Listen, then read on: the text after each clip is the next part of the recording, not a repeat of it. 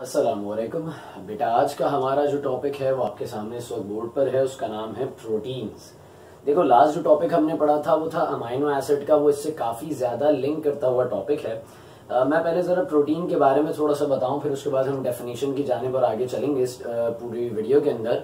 सबसे पहले हम बात करते हैं प्रोटीन। बेसिकली प्रोटीन है क्या, प्रोटीन बना किससे। देखो, अमाइनो एसिड्स के स्टार्टिंग में भी मैंने इसके बारे में कुछ आपको बताया था। प्रोटीन्स हमारी बॉडी के तो बहुत अहम बिल्डिंग ब्लॉक्स हैं। मतलब प्रोटीन आपको बहुत सारी चीजों से मिलता है खाने पीने की, लेकिन वो आपकी बॉडी में जाके करता क्या क्या है। प्रोटीन आपकी बॉडी के अंदर बहुत मेजर काम कर रहा होता है। आपके मसल्स को जनरेट कर, आपके मसल्स बनाने में काम करता है, टिश्यूज के बनाने में, आपके नेल्स, आपके हेयर्स, आपकी स्किन, इनफैक्ट आपकी बॉडी के अंदर भी इसका बहुत ज्यादा इस्तेमाल होता है। यानी कि आपके पूरे स्ट्रक्चर में, इनर स्ट्रक्चर जो आपके बोन स्ट्रक्चर होता है उसके अंदर। तो प्रोटीन बहुत अहम चीज है। प्रोटीन बनता कैसे है? बेसिकली प्रोटीन बनता है पेप्टाइड से। अच्छा, हम एक चीज और भी पढ़ेंगे पेप्टाइड बॉन्ड के बारे में। वो पेप्टाइड बॉन्ड तो बाद में आएगा, लेकिन आपने देखा था, आपको याद हो मैंने बताया था कि प्रोटीन्स जब हाइड्रोलाइज होते हैं तो they will generate the peptides, and when the peptides are hydrolysed they will generate amino acids. तो बेसिकली जो ओरिजिन नजर आया वो ये नजर आया कि प्रोटीन्स बने होते हैं अमाइनो एसिड से। बात समझ रहे हैं आप? ये आप अमीनो एसिड्स कह लीजिए, अमाइनो एसिड्स, प्रोटीन बने होते हैं इन एसिड से। सही, ऑर्गेनिक सब्सटेंस है। अच्छा, protein it's not a constituency. मैं आपको बताऊं कि सिर्फ अमाइनो एसिड से बना होता है, उसके अंदर दूसरे सब्सटेंसेस भी पाए जाते हैं और बहुत सारे टाइप ऑफ प्रोटीन यानी कि क्लासिफिकेशन में जो है वैसे प्रोटीन्स भी जो होते हैं जिनमें अमाइनो एसिड्स के अलावा भी सब्सटेंसेस पाए जा रहे होते हैं। तो चलिए जरा देखते हैं कि प्रोटीन्स क्या है। बेसिकली कहा जा रहा है these are the condensation polymers of alpha amino acids having peculiar overall structure which determine their specific physiological function in the living organisms. Definition को जरा देखते हैं। कह रहे कंडेंसेशन पॉलीमर्स। पॉलीमर्स, देखो प्रोटीन्स को एक बड़ा नाम दिया जाता है। प्रोटीन्स को जो है वो आप एक नाम ऐसे देते हैं कि आप इन्हें कहते हैं बायोपॉलीमर्स। क्या नाम देते हैं आप इन्हें? बायोपॉलीमर्स। बात समझ रहे? बायोपॉलीमर्स। भाई पॉलीमर्स क्यों कह रहे हैं? पॉलीमर्स के माने हम जानते हैं कि बहुत सारे एक सिमिलर यूनिट्स मिलते हैं, यानी कि मोनोमर्स मिलते जाते हैं बहुत सारे, और मिलकर एक नया सब्सटेंस जनरेट करते हैं, and that substance will be known as the polymer. तो ये बायो का लफ्ज क्यों लगाया जा रहा है? बायो क्योंकि भाई ये ऑर्गेनिक सब्सटेंस है, आपकी लिविंग बॉडी के अंदर पाया जाता है, एक बायो मॉलिक्यूल है। पॉलीमर को दूसरा एक नाम दे दिया गया बायो मॉलिक्यूल। और प्रोटीन जो होता है ना बेसिकली वो बेटा एक मैक्रो मॉलिक्यूल होता है। अब सर सवाल आ गया कि ये मैक्रो मॉलिक्यूल क्या है? तो मैं आपको बताऊं कि मैक्रो मॉलिक्यूल क्यों कह रहे हैं। मैक्रो मॉलिक्यूल का मतलब होता है एक बहुत जाइंट मॉलिक्यूल जिसके अंदर बहुत सारे छोटे छोटे पीसेस मिलकर बने हैं। पॉलीमर भी वही चीज है, लेकिन मैक्रो मॉलिक्यूल इसको नॉर्मली हम कंसिडर करते हैं क्योंकि कार्बोहाइड्रेट्स, प्रोटीन्स, फैट्स, ये सारे मैक्रो मॉलिक्यूल्स में कंसिडर किए जाते हैं इनको बायोमॉलिक्यूल्स या मैक्रो मॉलिक्यूल्स। अब बायोपॉलीमर है क्योंकि बहुत सारे अमाइनो एसिड्स एक दूसरे के साथ जुड़ते जाते हैं, 1 2 3 4 5 6 इस तरह से बेताश अमाइनो एसिड्स जुड़ते हैं और तब जाकर तैयार होता है एक प्रोटीन। तो मैं एक नॉर्मली आपको बात बताऊं कि एक प्रोटीन में, एक नॉर्मल प्रोटीन में कम से कम मोर देन 100 अमाइनो एसिड्स होने चाहिए, तब जाकर वो कहलाता है बेटा प्रोटीन। प्रोटीन में मोर देन 100 अमाइनो एसिड्स होने चाहिए, तब जाकर वो कहलाता है प्रोटीन। बात आप मेरी समझ रहे हैं? यानी कि 100 से ज्यादा अमाइनो एसिड के मॉलिक्यूल्स आपस में जुड़ते जाते हैं, कंपाइल होते जाते हैं, और वो मिलने के बाद वो सारे मोनोमर्स कहलाते हैं। मिलने के बाद वो एक पॉलीमर यानी कि बायोपॉलीमर बनाते हैं, which is known as a protein. अब देखो होता क्या है, यहां जो अगली लाइन लिखी गई है, कहा जा रहा है having a peculiar overall structure. तो ये पेक्युलर ओवरऑल स्ट्रक्चर से क्या मुराद है? देखो, पेक्युलर का मतलब है कुछ अजीब सा, एक ओवरऑल अजीब सा स्ट्रक्चर होता है प्रोटीन का, विच determine there specific physiological function in the living organisms. मैंने कहा ना भाई, वो प्रोटीन आपके बालों में भी पाया जाएगा, प्रोटीन आपके नेल्स में भी पाया जाएगा, प्रोटीन आपकी हड्डियों में। तो क्या एक ही तरह का प्रोटीन है जो सब जगह पाया जा रहा है? नहीं। मैं आपको बताऊं, प्रोटीन बेसिकली होते हैं बेटा दो तरह के। एक आपका प्रोटीन होता है जिसे आप कहते हैं फाइब्रस।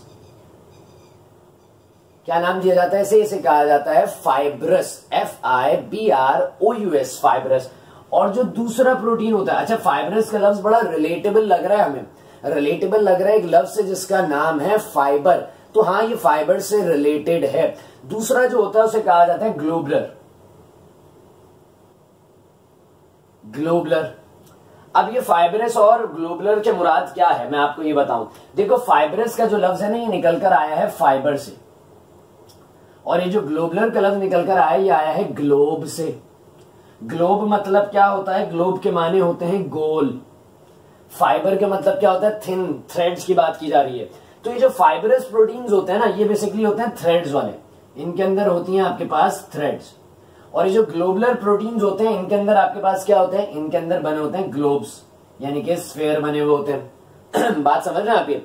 मतलब अगर मैं इसका स्ट्रक्चर इस तरह से बताऊं ना तो आपके पास ये कुछ इस तरह से स्ट्रक्चर निकल कर आएगा। ये होगा आपका फाइबरस प्रोटीन। इसके अंदर इस तरह से अमाइनो एसिड्स के मॉलिक्यूल आपस में जुड़े हुए होंगे स्ट्रेट अवे।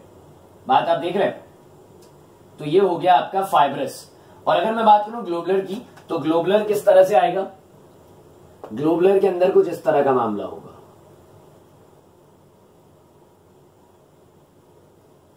बात समझ रहे हैं?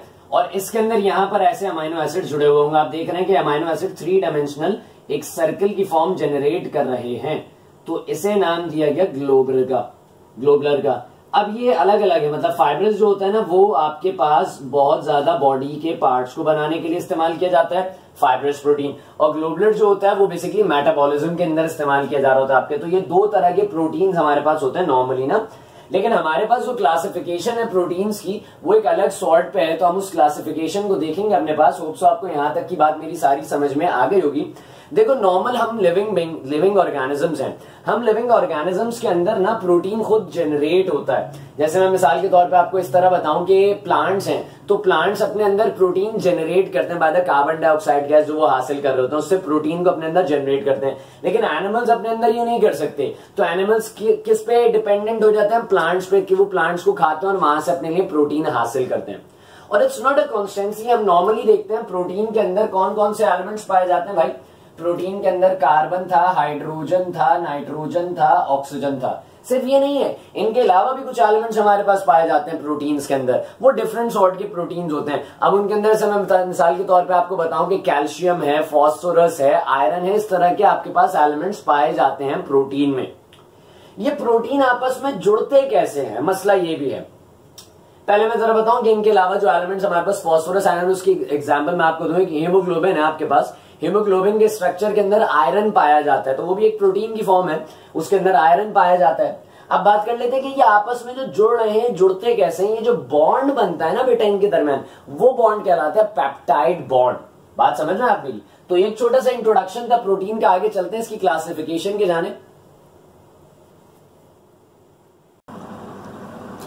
अच्छा बेटा क्लासिफिकेशन पे चलते हैं। तो हमारे पास लिखा गया है proteins are classified as the simple proteins, the conjugated proteins और ड्राइव प्रोटीन्स। अब सवाल ये कि सर वो फाइब्रस और ग्लोबुलर कहां गया?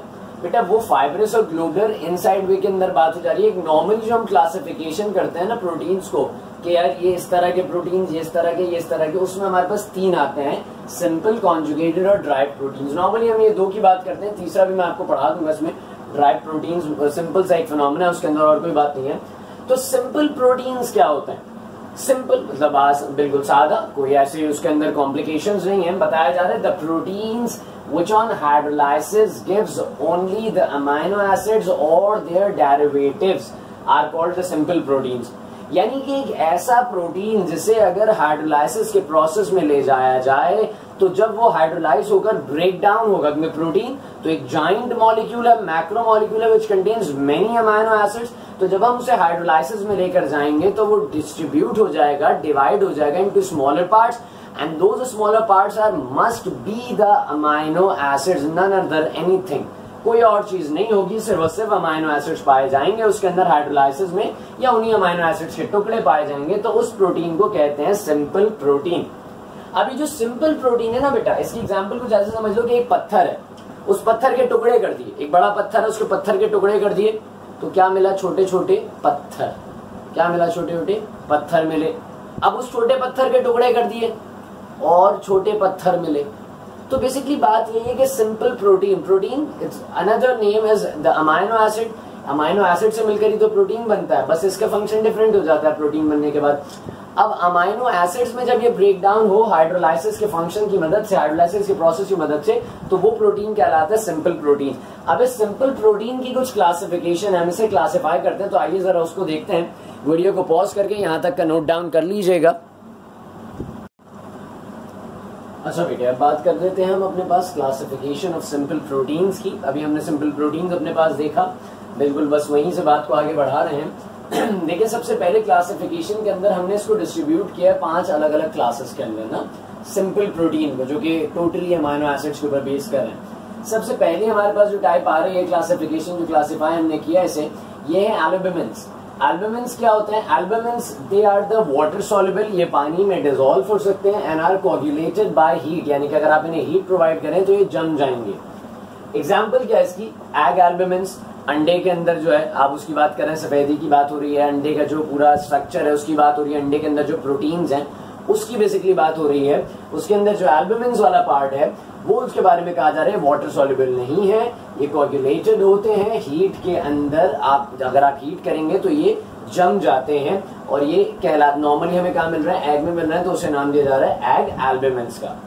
आगे चलते हैं तो ग्लोबुलिन्स का नाम है। ग्लोबुलिन्स क्या होते हैं? दे आर वाटर इनसॉल्युबल, ये पानी में डिसॉल्व नहीं होंगे। आप कुछ भी कर लीजिए कि ग्लोबुलिन्स प्रोटीन जो है वो पानी में डिसॉल्व नहीं होंगे, and are coagulated by heat, अगर आप इन्हें भी हीट प्रोवाइड करेंगे तो ये भी जम जाएंगे। एग्जाम्पल क्या दी गई है आपके पास? एग ग्लोबुलिन्स की एग्जाम्पल दी गई है और मायोसिन की एग्जाम्पल दी गई है। अंडे के अंदर एक पाया जाता है, ये मायोसिन एक सब्सटेंस है हमारे पास नॉर्मली जो प्रोटीन होता है।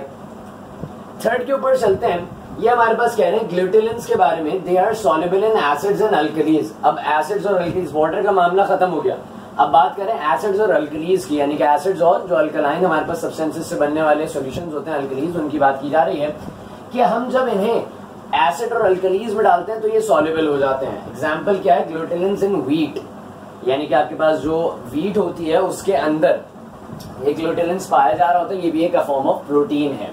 फिर बात कर रहे हैं ग्लाइडिन्स की, बात कर रहे हैं, they are soluble in 70 to 80% ethyl alcohol. अगर आपके पास इथाइल अल्कोहल है जो 70 to 80% कंसेंट्रेशन रखता है तो ये उसमें डिसॉल्व हो जाएंगे।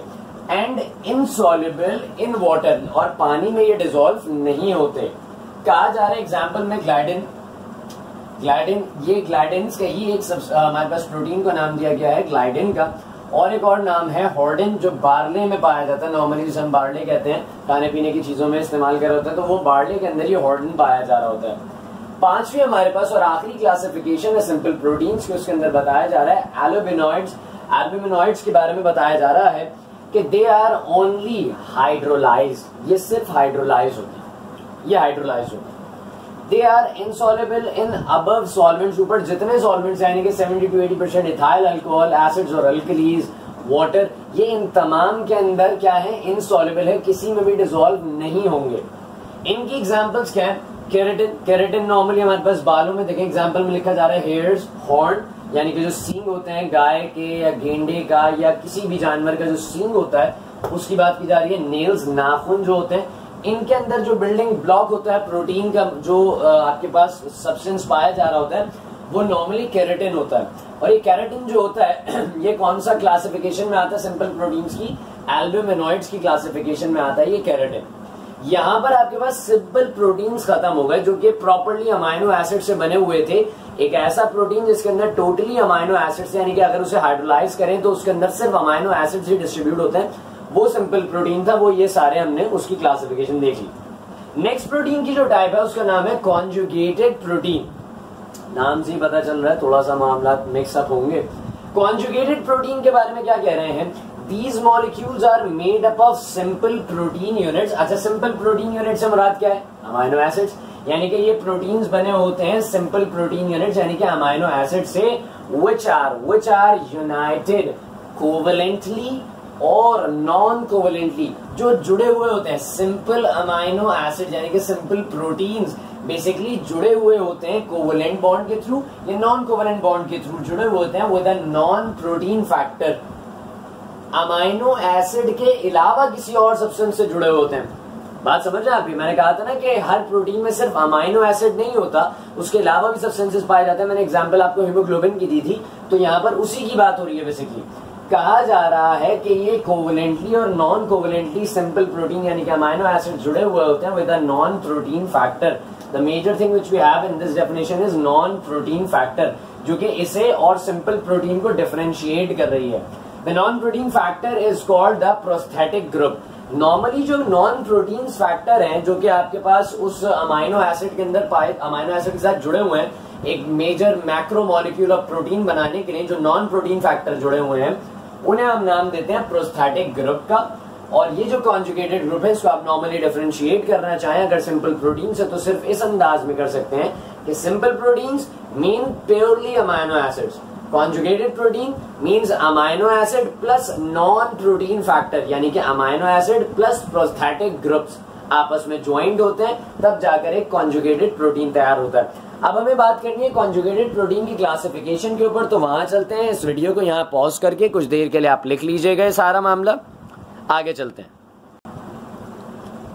अच्छा बेटा, अब आगे बात करते हैं। अब हमारे पास नेक्स्ट चीज क्या है, क्लासिफिकेशन ऑफ कॉन्जुगेटेड प्रोटीन। जैसे अभी हमने पहले क्लासिफिकेशन ऑफ सिंपल प्रोटीन देखा, इसी तरह से हम देखेंगे क्लासिफिकेशन ऑफ कॉन्जुगेटेड प्रोटीन। देखो कॉन्जुगेटेड प्रोटीन क्या थे, मैंने एक बार फिर से रिपीट करता चलूं अपनी बात को, ताकि बारहा दोहराऊंगा तो आपको समझ में आ जाएगी कि सिंपल अमाइनो एसिड यानी कि सिंपल प्रोटीन यूनिट्स के साथ दूसरे नॉन प्रोटीन फैक्टर जुड़ जाएंगे। अब जो प्रोटीन नहीं है ना वो फैक्टर जुड़ जाएगा प्रोटीन के साथ। तो अब जो प्रोटीन का एक ओवरऑल मैक्रो मॉलिक्यूल या बायोपॉलिमर तैयार हुआ उसे आप कॉन्जुगेटेड प्रोटीन कहते हैं। सबसे पहला क्या है, न्यूक्लियो प्रोटीन। थोड़ा सा न्यूक्लियस से रिलेटेड लग रहा है, देखते हैं। These proteins consist of the basic protein link. जो बेसिक प्रोटीन है वो लिंक करेगा विद द न्यूक्लिक एसिड। देखो न्यूक्लियस के अंदर जो एसिड पाया जाता है, बेसिकली सेल न्यूक्लियस की बात की जा रही है क्योंकि बायोकेमिस्ट्री के एस्पेक्ट में बात कर रहे हैं, लाइफ की बात कर रहे हैं। तो न्यूक्लिक एसिड जो उसके अंदर पाया जाता है उसके साथ जब प्रोटीन लिंक हो जाता है तो वो प्रोटीन कहलाता है nucleoprotein. They are present in the nuclei of living cell. Body के अंदर जो एक जानदार शय है उसके अंदर जो सेल पाया जाता है, सेल के अंदर जो न्यूक्लिक एसिड होता है वो प्रोटीन के साथ मिल जाता है तो उसे हम न्यूक्लियो प्रोटीन कहते हैं। फिर कह रहे हैं glycoprotein. These proteins are in combination with the carbohydrates. Glycoprotein कौन से हैं, जिसमें हमने लास्ट एक टॉपिक पढ़ा था कार्बोहाइड्रेट्स का। तो कार्बोहाइड्रेट्स और प्रोटीन जब आपस में मिक्स अप होते हैं, जब आपस में मिल जाते हैं तो फिर जो एक प्रोटीन तैयार होता है उसे नाम देते हैं ग्लाइकोप्रोटीन का। इसकी एग्जांपल क्या है, म्यूकिन एंड स्लाइवा। जो आपका थूक है उसके अंदर एक केमिकल सब्सटेंस प्रोटीन का अमाउंट पाया जाता है, प्रोटीन सब्सटेंस है वो है म्यूकिन, उसकी एग्जांपल दी जाती है। फिर कह रहे हैं फॉस्फोप्रोटीन्स। They are the proteins linked with the phosphoric acid. Body के अंदर जो फॉस्फोरिक एसिड है उसके साथ जब प्रोटीन लिंक करता है तो that protein will be known as the phosphoprotein. Example क्या दी जा रही है इसके अंदर, केसिन फ्रॉम मिल्क, यानी कि केसिन की बात की जा रहा है आपके पास के मिल्क के अंदर से पाया जाता है। And vitellin in egg yolk. Egg yolk जो होता है अंडा जो आप तोड़ते हैं, आप उसको देखते हैं अलग अलग पार्ट्स में डिस्ट्रीब्यूट है, उसके अंदर भी प्रोटीन है।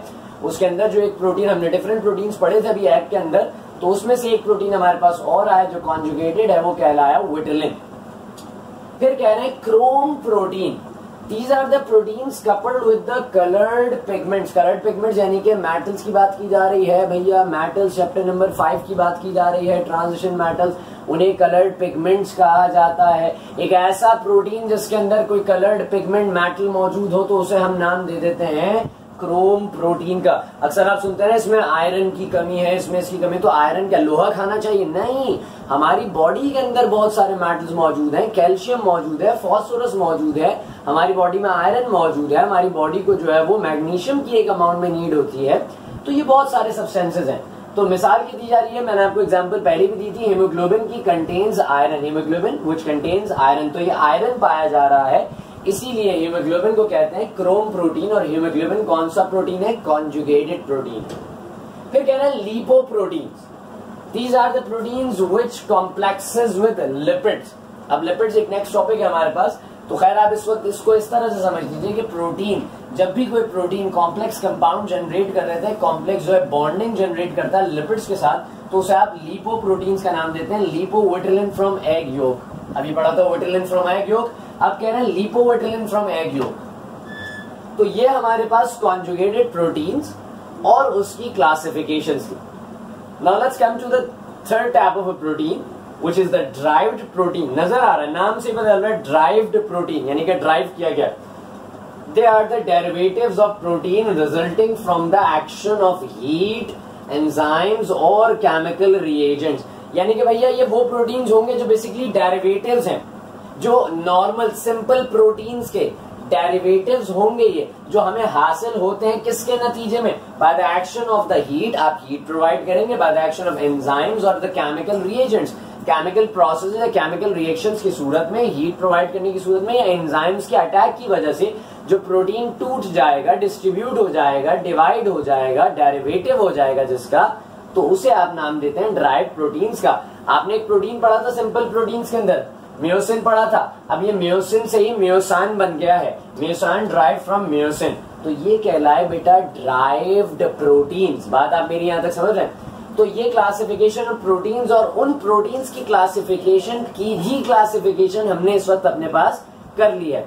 तो अब जरा आगे चलते हैं, कुछ फंक्शंस ऑफ प्रोटीन्स हैं, उन फंक्शंस ऑफ प्रोटीन्स को देखेंगे और फिर हमारे पास एक बड़ा अहम टॉपिक है इसी प्रोटीन के टॉपिक का, वो है पेप्टाइड बॉन्ड, जैसे आप नॉर्मली पेप्टाइड लिंकेज का नाम देते हैं. तो चलिए उस तरफ चलते हैं. वीडियो को यहाँ पॉज करके ये सारी चीजों को नोट डाउन कर लीजिएगा अपने पास. अच्छा बेटा, चलिए हम बात कर लेते हैं हम अपने पास फंक्शंस ऑफ प्रोटीन्स, यानी कि प्रोटीन्स हमारी बॉडी के अंदर नॉर्मली किस तरह का काम करते हैं. सबसे पहले बताया जा रहा है the main function of protein is the body building, यानी कि जिस्म को बनाने वाले फैक्टर्स में से एक बड़ा फैक्टर, बड़ा फंक्शन करते हैं प्रोटीन्स जिस्म को बनाने में. बिल्कुल कहा जा रहा है and to maintain already developed tissues, जो टिश्यूज बने हुए हैं उनको डेवलप करने में और बेहतर करने में, उनकी मेंटेनेंस करने में आपके पास इस्तेमाल होते हैं प्रोटीन्स. फिर बताया जा रहा है protein also perform transport function. एक बॉडी के पार्ट में कार्बोहाइड्रेट्स यहाँ से यहाँ चाहिए, आपको प्रोटीन्स किसी जगह पहुंचाने, आपको मिनरल्स कहीं पहुंचाने, तो उस ट्रांसपोर्ट फंक्शन के अंदर भी कौन काम आ रहे होते हैं, आपके पास प्रोटीन्स काम आ रहे होते हैं. कहा जा रहा है many proteins acts as a catalyst. अब कैटलिस्ट की तरह कैसे काम करते हैं, मेटाबॉलिज्म का मैंने आपसे जिक्र किया था, मैंने ग्लोबुलर्स का जिक्र आपसे किया था, ग्लोबुलर्स का. तो ग्लोबुलर्स मेटाबॉलिज्म के अंदर इस्तेमाल किए जाते हैं. तो मेटाबॉलिज्म को फास्ट करने के लिए, खाने को जल्दी हजम करने के लिए जो प्रोटीन इस्तेमाल किए जाते हैं वो एज अ कैटलिस्ट काम कर रहे होते हैं. कहा जा रहा है न्यूक्लियर प्रोटीन्स, अभी आपने देखा था कॉन्जुगेटेड प्रोटीन्स के अंदर न्यूक्लियर प्रोटीन्स के बारे में पढ़ा था. Nuclear proteins serve as a carriers of genetic characters. देखो न्यूक्लियर प्रोटीन्स पाए कहां जा रहे हैं, न्यूक्लिक एसिड के साथ लिंकेज होता है बेसिकली प्रोटीन का, जो पाया जाता है लिविंग सेल के अंदर.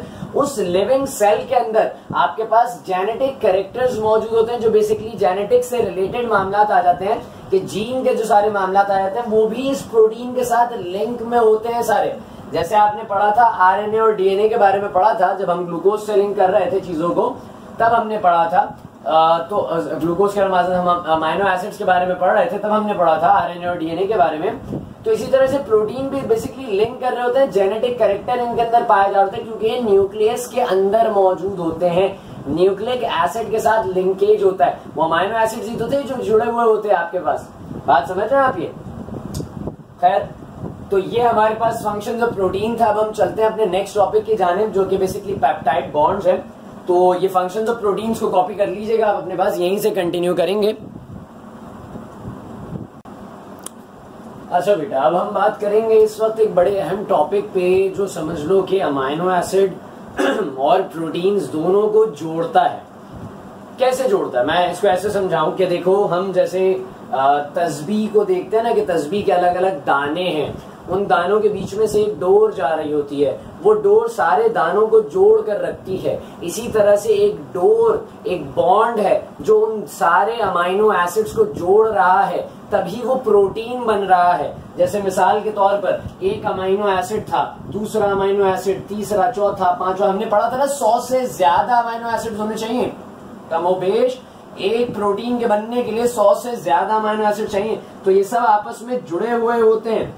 ये जिस बॉन्ड के थ्रू जुड़ते हैं उसे कहते हैं peptide linkage, peptide bond. Definition पढ़ते हैं, it is the amide linkage. बड़ा अहम लफ्ज आ गया. कह रहे हैं ये एक एमाइड लिंकेज होगी फाउंड इन द प्रोटीन्स. और वो एमाइड लिंकेज किस तरह की होती है, वो एमाइड लिंकेज कुछ इस तरह नजर आ रही होती है कह रहे हैं कि it is the amide linkage, basically NH और ये जो कार्बोक्सिल ग्रुप है इनके जो लिंकेज है इसे कहते हैं amide linkage, found in the proteins. ये प्रोटीन्स के दरमियान फाउंड हो रही है। नाइट्रोजन और कार्बन के दरमियान जो बॉन्ड है ये आपके एमाइड लिंकेज करा रही है। कार्बोक्सिल ग्रुप ये और ये NH of one molecule of amino acid and the amino group of other molecule of amino acid interacts and joined by the elimination of water. This linkage is known as peptide bond। समझ में नहीं आई? आओ देखते हैं example से। मिसाल के तौर पर ये एक अमीनो एसिड है, इस वक्त मेरे पास ये एक अमीनो एसिड मौजूद है, यहां से लेकर यहां तक का ये एक है, यहां से लेकर यहां तक का ये एक है। ये पहला अमीनो एसिड, ये दूसरा अमीनो एसिड, ये दो तरह के अमीनो एसिड्स हैं। अब होगा क्या, एक लाइन पर मैं फोकस करूं, bye the elimination of water, ये दोनों अमीनो एसिड जुड़ेंगे एक दूसरे के साथ, लेकिन किस तरह, bye the elimination of water. आप देख रहे हैं H और OH यानी कि H2O, यही पानी है जिसे निकालना है। तो यहाँ पर लिखा हुआ रिएक्शन के एरो पे माइनस का साइन यानी कि रिलीज करना है। H2O रिलीज कर रहे हैं दोनों अमीनो एसिड्स में से, निकाल दिया बीच में से। यहाँ देख रहे हैं COOH कार्बोक्सिलिक एसिड का ग्रुप था, उसमें से OH निकला। यहाँ पे अमीनो का ग्रुप था NH2 का, उसमें से H निकला। यहाँ बचा NH, यहाँ बचा CO। अब ये दोनों जुड़ गए, ये C double bond O carboxyl group और ये अमीनो ग्रुप, ये दोनों आपस में जुड़ गए तो एमाइड लिंकेज हो गए। बेसिकली यहाँ पे देखिए वाटर गया। अब यहाँ पर ये पूरा स्ट्रक्चर मैं आपको बता रहा हूं, NH2 C R R H हो गया। इधर का CO बचा, ये रहा वो CO, ये रहा वो CO। आगे चलते हैं दूसरे वाले में, आइए COOH R alkyl, H hydrogen. क्या बच रहा था, NH बच रहा था, ये रहा NH। अब ये जो दोनों आपस में जुड़े हैं, इस वक्त ये जो दोनों आपस में जुड़े हैं बेटा, इस लिंकेज को, इस बॉन्ड को कहा जाता है पेप्टाइड बॉन्ड। क्या कहा जाता है बेटा इसे कहते हैं पेप्टाइड बॉन्ड, या इसका दूसरा नाम क्या होता है, इसे ही कहते हैं पेप्टाइड लिंकेज। बात आप मेरी समझ गए? अब आते हैं डेफिनेशन पे, आपको समझ में आएगी बात। It is the amide linkage found in proteins. दो अलग अलग आपके जो अमीनो एसिड्स हैं, जब वो मिलाकर एक बिल्डिंग ब्लॉक में प्रोटीन बनाएंगे, उनके मिलते वक्त एक एमाइड लिंकेज होनी है। वो एमाइड लिंकेज कैसे होती है, carboxyl group of one molecule. ये देखो ये एक मॉलिक्यूल था, इसका carboxyl group of one molecule of amino acid. एक मॉलिक्यूल था अमीनो एसिड का, एक ये पूरा मॉलिक्यूल था अमीनो एसिड का, इसका carboxyl group and amino group ये रहा NH amino group of other molecule.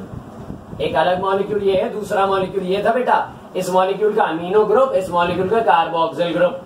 Interact and join, एक दूसरे के साथ इंटरैक्ट करते हैं और ज्वाइन हो जाते हैं bye the elimination of water. ये दोनों किस तरह से टूटे थे, ये कार्बोक्सिलिक एसिड का ग्रुप था, ये अमीनो ग्रुप था, दोनों इंटरैक्ट हुए और जुड़ गए, इंटरैक्ट होकर जुड़ गए, और जुड़ने की सूरत में बीच में से क्या निकला, वाटर रिलीज हो गया by the elimination of water. So this linkage is known as peptide linkage. तो बेटा ये कंप्लीट टॉपिक था हमारे पास आज का, प्रोटीन्स का टॉपिक था। होप सो आपको समझ में आया होगा। अगर कोई क्वेरी हो तो आप मुझसे डिस्कस कर लीजिएगा। जज़ाकल्लाह, अस्सलाम वालेकुम, अपना ख्याल रखिए।